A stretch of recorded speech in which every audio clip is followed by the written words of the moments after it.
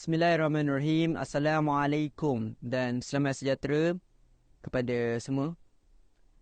Nama saya Muhammad Arsyad Aiman bin Zulkifli. Saya dari kelas 2C. Pada hari ini saya akan menyampaikan tentang tajuk kajian yang saya serta rakan-rakan saya sudah kaji, iaitu berkaitan politik yang matang memberi impak keharmonian kepada negara. Jadi saya akan mulakan dengan pengenalan tentang politik yang matang. Apa itu politik yang matang? Politik yang matang mengacu pada sesebuah politik yang memiliki kualiti kepimpinan yang baik dan mempunyai kebijaksanaan dalam membuat keputusan ataupun mengambil keputusan. Politik yang matang memiliki pemahaman yang mendalam tentang tanggungjawab dan risiko dari keputusan yang mereka buat, serta mampu mempertimbangkan berbagai faktor dan perspektif sebelum mengambil ataupun membuat tindakan. Tambah juga, politik yang matang juga memiliki pemahaman yang mendalam tentang perbezaan sosial, budaya serta agama yang ada di dalam negara kita. Oleh itu, politik yang matang memiliki peranan yang penting dalam menciptakan keharmonian dalam negara. Politik yang matang ini penting di dalam negara kita kerana Malaysia merupakan negara yang berbelang kaum. Apabila suatu negara ada politik yang matang, maka rakyat di negara itu akan berkembang dengan lebih pesat dan maju. Antara negara-negara yang maju dan berkembang selain Malaysia ialah seperti Jepun, Korea Selatan dan Brunei. Daripada tiga buah negara ini, kita dapat saksikan bahawa dengan adanya politik yang stabil serta yang matang, maka ketiga-tiga negara tersebut dijaga dengan aman serta rakyatnya suka dengan negara yang mereka duduk sekarang. Jadi saya akan meneruskan dengan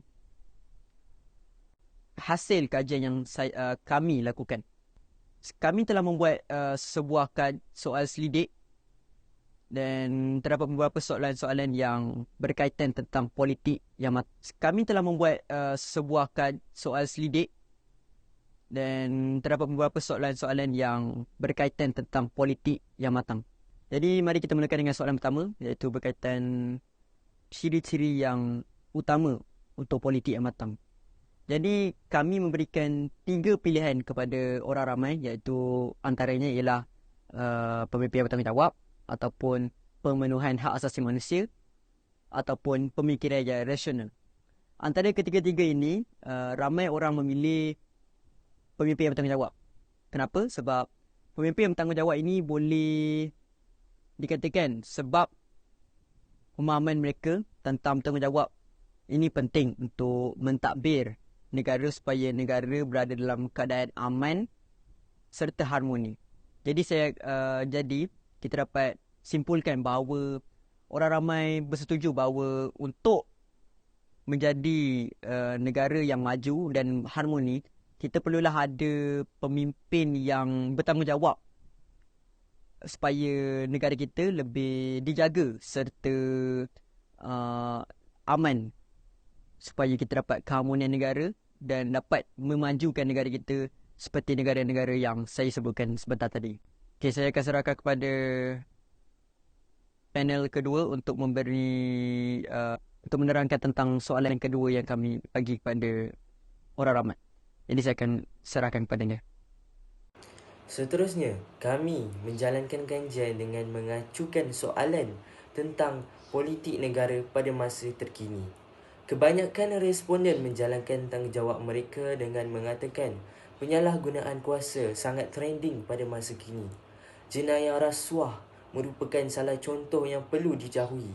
Kita berpegang teguh untuk menjauhi jenayah ini. Tuntasnya, cara untuk mengatasi ketidakstabilan politik adalah meningkatkan kesejahteraan sosial dan ekonomi, kerana apabila tiada kesejahteraan, maka akan berlakunya konflik antara ahli politik dan rakyat. Sebagai rakyat yang bertanggungjawab, kita boleh mengetahui siapa yang benar dan siapa yang salah. Selepas itu, dalam kajian ini juga kami mendapatkan jawapan daripada responden tentang soalan adakah politik yang matang memberi impak kepada keharmonian negara. Jawapan adalah ya, kerana pemimpin politik yang memahami dan menghormati etnik, agama, budaya dan ideologi untuk berusaha mewujudkan persekitaran di mana semua rakyat berasa dihargai. Kesan daripada ini juga pentadbiran akan menjadi lebih berkesan dan akan dapat membentuk kepercayaan antara rakyat dan pemimpin. Soalan seterusnya yang diberikan ialah punca kestabilan politik negara dengan 3 soalan yang diajukan. Majoriti memilih jawapan kepimpinan yang efektif. Ini kerana kepimpinan yang efektif dapat mengawal konflik dan dapat memimpin negara dengan betul supaya negara tidak kucil-kacil dan mengakibatkan negara tak terurus. Dengan kepimpinan yang efektif juga kita dapat memperoleh kepercayaan rakyat.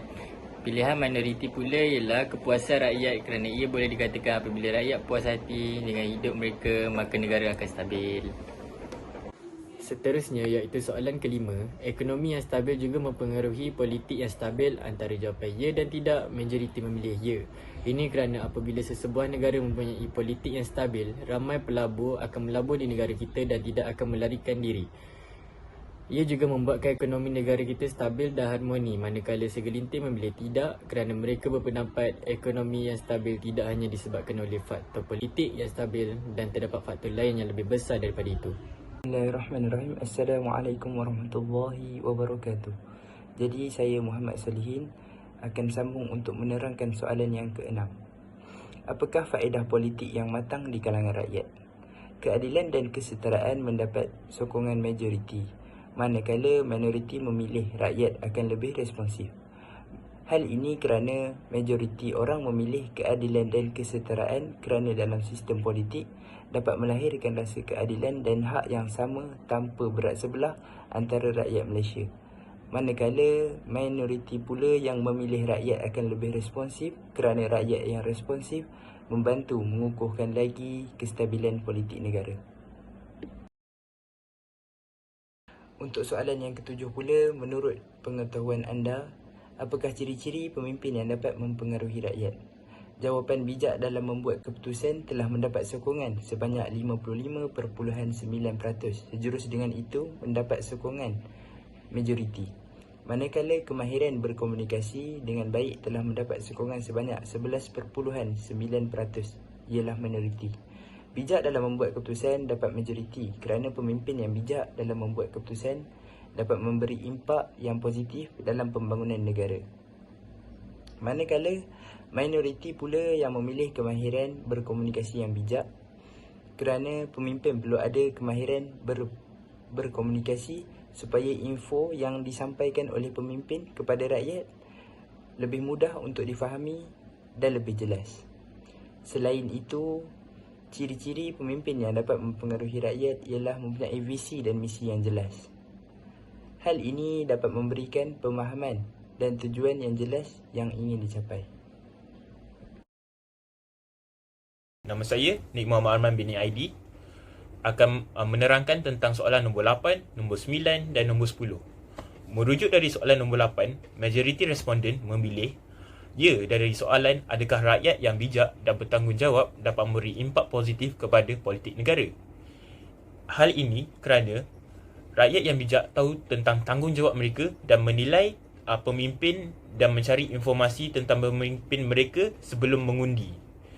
Pemilihan pemimpin yang bagus dapat bantu untuk memperkuatkan sistem politik di negara kita. Rakyat yang bijak juga menggunakan hak suara mereka untuk melaungkan masalah di negara dan masalah rakyat kepada pemimpin untuk kedaulatan negara dan keharmonian negara di negara kita.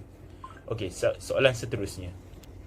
Soalan nombor 9. Adakah golongan anak muda dapat memberi impak dan perubahan dalam politik? Jawapan majoriti ialah ya.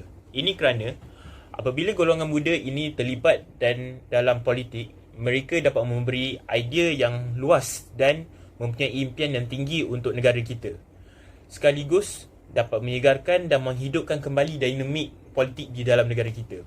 Keterlibatan anak muda di dalam negara kita ini juga bagus kerana apabila mereka terlibat di dalam negara, mereka sekaligus dapat mengetahui situasi di dalam negara kita dan dapat dan mereka lebih cenderung tentang isu-isu semasa di dalam negara. Dan mereka dapat menyuarakan pendapat mereka tentang dan menyuarakan pendapat mereka untuk masa depan untuk negara Malaysia. Soalan terakhir, soalan ke-10. Merujuk soalan tersebut ialah cara untuk mengatasi ketidakstabilan politik. Seperti yang kita tahu, ketidakstabilan politik ini disebabkan oleh masalah sosioekonomi di dalam negara. Majoriti memilih peningkatan dan kesejahteraan sosial dan ekonomi. Ini kerana apabila tiada ketidaksejahteraan sosial, ia akan berlaku ketegangan antara politik dan rakyat. Dan apabila berlaku perkara tersebut, ketidakstabilan politik berlaku dan negara akan terkucar-kacir.